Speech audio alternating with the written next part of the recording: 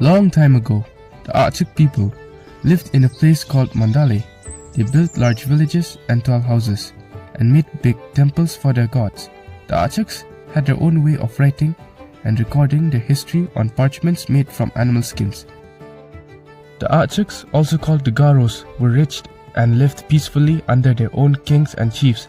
They made their own weapons like spears, bows, and matchlocks. They knew how to mine metal and make tools, and they invented looms to weave beautiful cloth. They were experts in mental science, but over time, they forgot much of this knowledge. One year, a large number of wild men from the north suddenly attacked the Achiks. The Achiks fought back bravely, but they were quickly defeated by the sheer number of their enemies. These countless invaders raided and burned the beautiful houses and villages of the Achiks, destroying their well-built homes, temples, and much of their valuable writings. Many of the Achik people were killed without mercy. The survivors of the sudden attack, led by the kings, moved to the hills west of the Arorongdi River. Another large group of Achiks settled in Asong Tipotgiri. They carried valuable parchments that recorded their history, religious practices, military strategies, secret knowledge, governance, and industries, all written in the Achik language. Over time, the land in Tipotgiri where the Achiks had settled became drier and drier.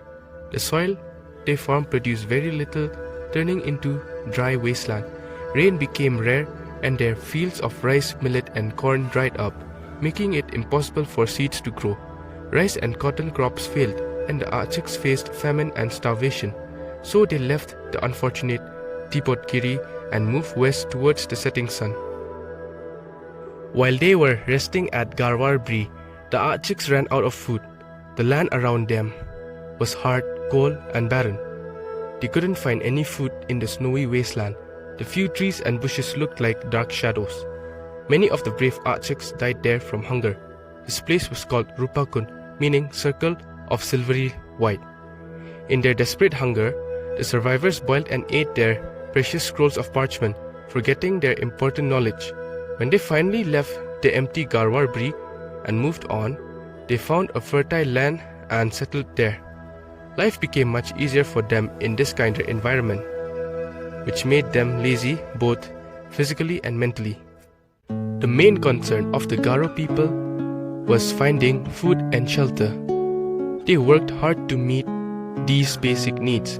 Once they had plenty of good food and comfortable houses, they felt regret for the valuable scrolls of parchment they had been forced to eat during their difficult times. They desperately wanted to recreate their lost writings, but they realized they had completely forgotten their beloved script. Only memories of their past art, history, and experiences remained.